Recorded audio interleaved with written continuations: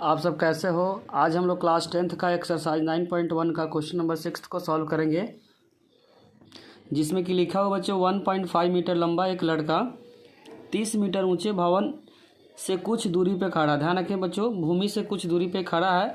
जब वह ऊंचे भवन की ओर जाता है तब उसके आँख से, किससे बच्चों, आँख से भवन के शिखर का उन्नयन कोण 30 डिग्री से 60 डिग्री हो जाता है। तो बताइए कि वह भवन की ओर कितना दूरी चलकर गया। तो पहले क्या करेंगे बच्चों, डायग्राम बनाएंगे। इसमें बच्चों जो भवन की ऊंचाई जो गिवन है क्वेश्चन के अंदर 30 मीटर है। कितना है? 30 मीटर है। और 1.5 मीटर लंबा एक लड़का है जिसको हाइट मान लेते दिए वो बच्चों 1.5 मीटर। तो लिखते हैं 1.5 मीटर। और आँख से जो शिखर का जो कोण बन रहा है, उन्नयन कोण होता है बच्चों नीचे से ऊपर की ओर देखना। जो एंगल बन रहा है 30 डिग्री का बन रहा है। कितने का? फिर वह भवन की ओर चला था, मान लेते भवन की ओर इतना चला, पहले यहाँ पे था अब यहाँ पे चलकर फिर से उस भवन को शिखर को देख रहा। तो एंगल जो बन रहा बच्चों 60 डिग्री। तो बताना कितना चला। तो मान लेते हैं स्टार्टिंग में ए पे था और बाद में कहाँ चला गया, बी पे।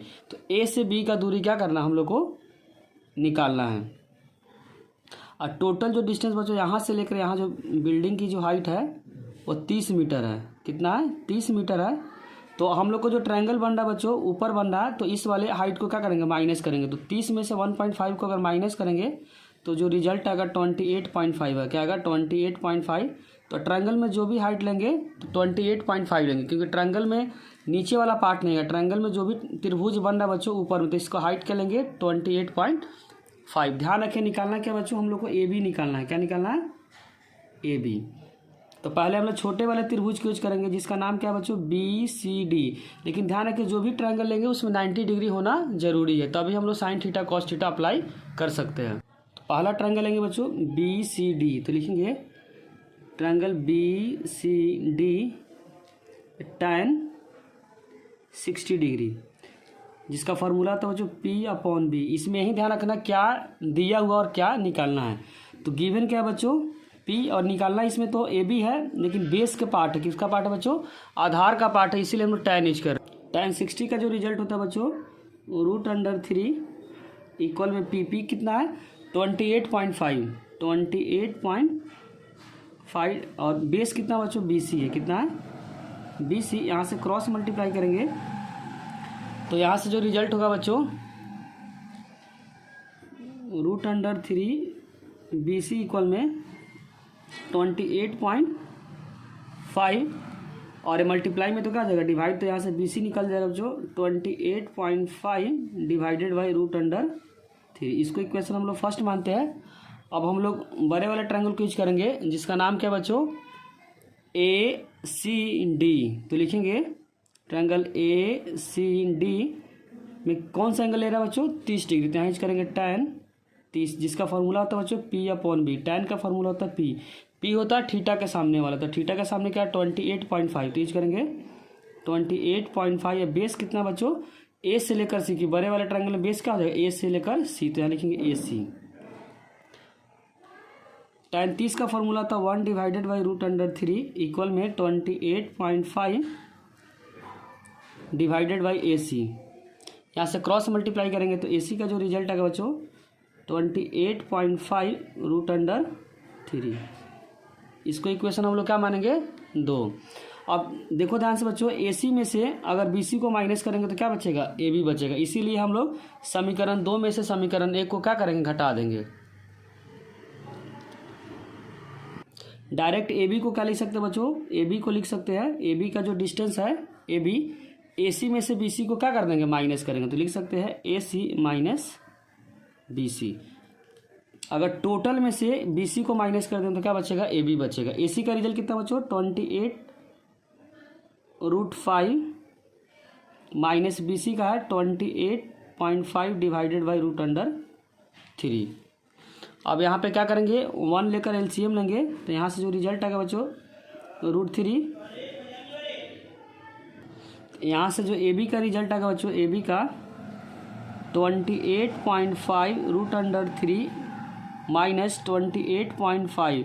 1 के टेबल में √3 पे आएगा बच्चों और √3 के टेबल √3 1 नंबर पे आएगा। तो यहाँ से ए बी का जो रिजल्ट हो जाएगा ए बी इक्वल में 28 √3 को √3 से मल्टीप्लाई करेंगे तो √3 आएगा, सिंपल 3 आएगा।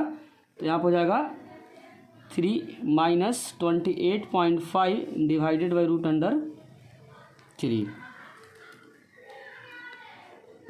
जब मल्टीप्लाई करेंगे तो रिजल्ट आ रहा बच्चों 85.5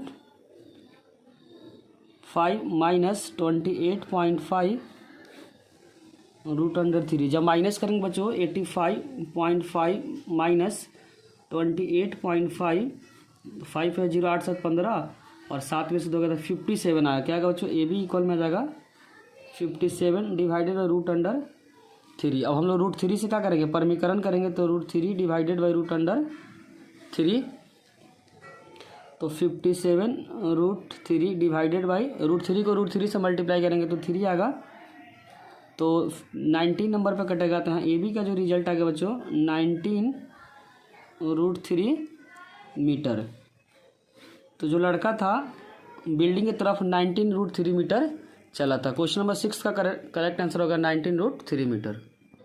क्वेश्चन नंबर 7 में बच्चों गिवन है भूमि के एक बिंदु से 20 मीटर ऊंचे भवन, कितना बच्चों 20 मीटर ऊंचे भवन के शिखर पर लगी, मतलब इसका मतलब है बच्चों भवन के शिखर पर लगी एक संचार मीनार के तल।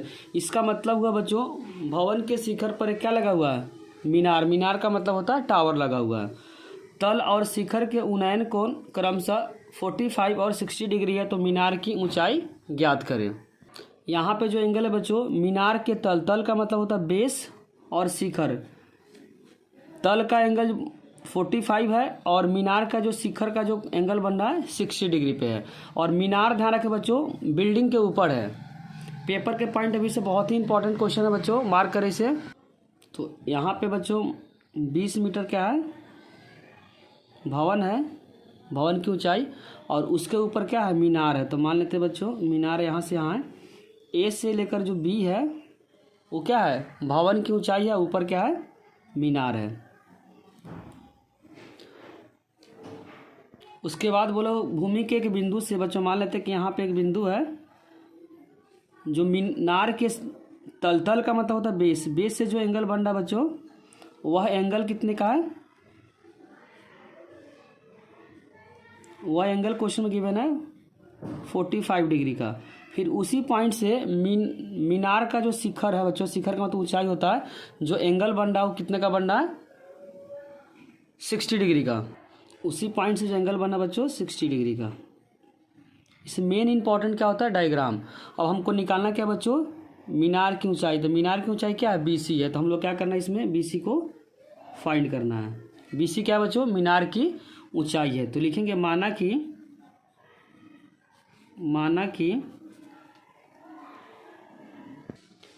कि मीनार की ऊंचाई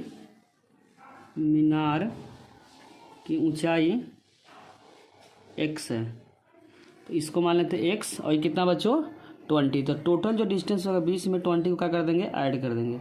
तो टोटल जो डिस्टेंस हो जाएगा 20 तो इधर है, ऊपर में क्या है x है, तो 20 + x हो जाएगा। और इसका नाम ये है, इसका नाम कर देते हैं बच्चों O कर देते हैं। तो एक बार छोटे वाले ट्रायंगल को यूज करेंगे। ध्यान रखिए इस तरीके का ट्रायंगल लेना जिसमें 90 डिग्री होना जरूरी है। तो छोटे वाले ट्रायंगल में 90 होते हुए कौन सा ट्रायंगल बनना, OAB। तो यूज करेंगे ट्रायंगल OAB में अप्लाई करेंगे tan थीटा। तो लिखेंगे tan 45 का फॉर्मूला जब P/B, P होता है बच्चों थीटा के सामने वाला। तो थीटा के सामने कितना 20, तो 20 है। बेस क्या बच्चों OA है। और tan 45 का जो रिजल्ट होता है बच्चों 1 होता है। यहाँ पे यूज करेंगे 1, 20 divided by OA, cross multiply करेंगे तो यहाँ से जो OA का रिजल्ट आएगा OA इक्वल में 20 मीटर। क्या आएगा बच्चों 20 मीटर। उसके बाद हम लोग बड़े वाले ट्रायंगल को यूज करेंगे। बड़े वाले ट्रायंगल का नाम क्या बच्चों, OAC। तो यूज करेंगे ट्रायंगल OAC,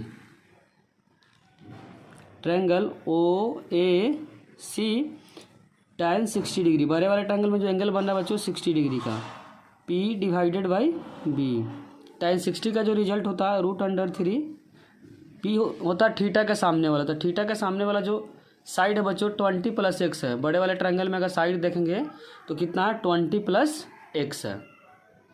यूज करेंगे 20 + x और बेस क्या है OA है। बेस तो दोनों में सेम है, यूज करेंगे OA। इसके बाद क्या करेंगे क्रॉस मल्टीप्लाई करेंगे तो 20 + x इक्वल हो जाएगा √3 × OA।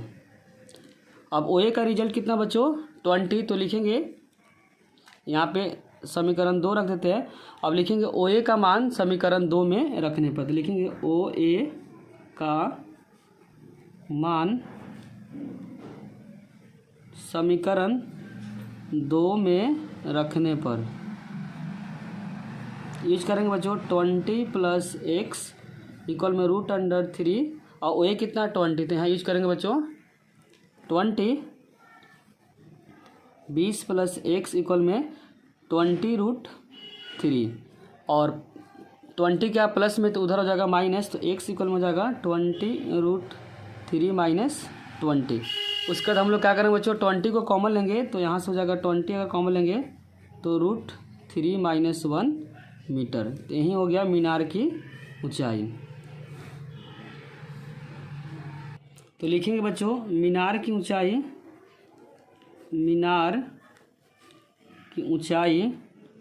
कितना का रिजल्ट बच्चों 20 ब्रैकेट √3 - 1 मीटर। क्वेश्चन नंबर 8 में बच्चों गिवन है एक पेडियस्टल। पेडियस्टल क्या होता है बच्चों जिस पर हम मूर्ति को रखते हैं। पेडियस्टल के शिखर पर 1.6 मीटर ऊंची मूर्ति लगी है। भूमि के एक बिंदु से मूर्ति के शिखर का उन्नयन कोण, ध्यान रखें बच्चों मूर्ति का शिखर है, मूर्ति के शिखर का उन्नयन कोण 60 डिग्री है और उसी बिंदु से पेडियस्टल का शिखर का उन्नयन कोण 45 डिग्री है। तो पेडियस्टल की ऊंचाई ज्ञात करना है। इसमें एंगल फिर से रिपीट कर लेते बच्चों। जो एंगल गिवन है, पहला जो एंगल गिवन है मूर्ति के शिखर का उन्नयन कोण, मूर्ति के शिखर का उन्नयन कोण 60 डिग्री है और पेडियस्टल के शिखर का उन्नयन कोण 45 डिग्री है। मान लेते हैं कि बच्चों पेडियस्टल है और पेडियस्टल के ऊपर क्या है ए और बी, पेडियस्टल मान लेते हैं बच्चों और उसके ऊपर एक मूर्ति है 1.6 मीटर का। तो यहाँ से यहाँ जो डिस्टेंस है बच्चों क्वेश्चन के अंदर जो गिवन है 1.6 मीटर। ध्यान रखें मूर्ति है, क्या है मूर्ति है। इसका नाम रख लेते A, B और C। भूमि के एक बिंदु से मान लेते बच्चों यहाँ भूमि का एक बिंदु है।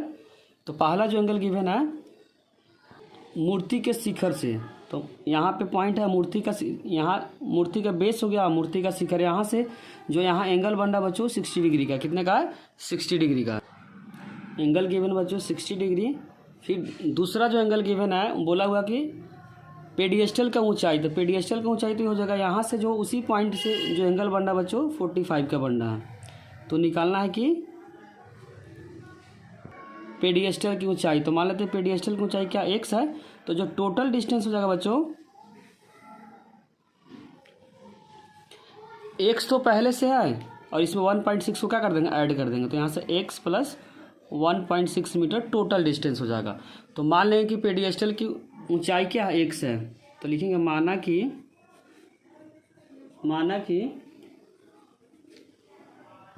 इसका नाम रख देते बच्चों O। 8 नंबर जो क्वेश्चन है सिमिलर 7 के जैसा है। फिर से छोटे वाला ट्रायंगल यूज करेंगे जिसका नाम है OAB। तो यूज करेंगे ट्रायंगल OAB tan 45 डिग्री। तो tan 45 डिग्री, क्योंकि छोटे वाले ट्रायंगल में जो एंगल बनना है बच्चों 45 डिग्री का, जिसका फॉर्मूला होता है P/B। tan 45 का जो रिजल्ट होता है 1, P कितना गिवन है बच्चों x, तो यहाँ यूज करेंगे x और डिवाइडेड बाई OA। तो यहाँ से क्रॉस मल्टीप्लाई करेंगे तो OA का जो रिजल्ट हो जाएगा बच्चों इक्वल में x। अब उसके बाद बड़े वाले ट्रायंगल को यूज करेंगे। बड़े वाले ट्रायंगल का नाम क्या है OAC। तो लिखेंगे ट्रायंगल OAC। बड़े वाले ट्रायंगल में जो एंगल बनना बच्चों 60 डिग्री का, ध्यान रखें। तो यूज करेंगे tan 60 डिग्री P/B। tan 60 का जो रिजल्ट होता है √3, P होता है सामने वाला। तो सामने वाले में जो पूरा बड़े वाले में जो साइड है बच्चों x + 1.6 है, क्या है x + 1.6 डिवाइडेड बाई जो बेस है OA है, क्या है बच्चों OA। और OA का रिजल्ट यहाँ पे निकाले है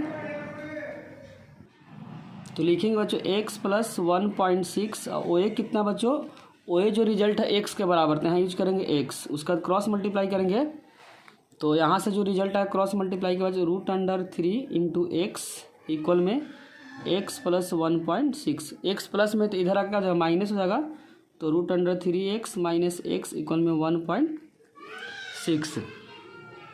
उसके बाद बच्चों क्या करेंगे, x कॉमन लेंगे तो यहाँ से x कॉमन लेने के बाद यहाँ पर जो √3 यहाँ पे कुछ नहीं बचा तो क्या बचेगा बच्चों 1 इक्वल में 1.6, मल्टीप्लाई तो क्या हो जाएगा डिवाइड, x इक्वल में 1.6 डिवाइडेड बाई √3 माइनस 1। अब यहाँ पे क्या करेंगे परमीकरण करेंगे, माइनस है तो किससे करेंगे बच्चों प्लस से करेंगे, किससे करेंगे तो 3 + 1 डिवाइडेड बाई √3 + 1।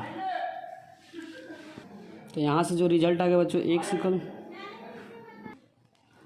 1.6 √3 + 1, नीचे फॉर्म पकड़ा a माइनस बी और a प्लस बी, जिसका फार्मूला होता है बच्चों a² minus B square. a का मतलब फर्स्ट नंबर, तो फर्स्ट नंबर पे जो नंबर है √3 है और b नंबर पे जो ऑप्शन नंबर गिवन है 1, तो यहाँ से हो जाएगा x इक्वल में 1.6 √3 + 1।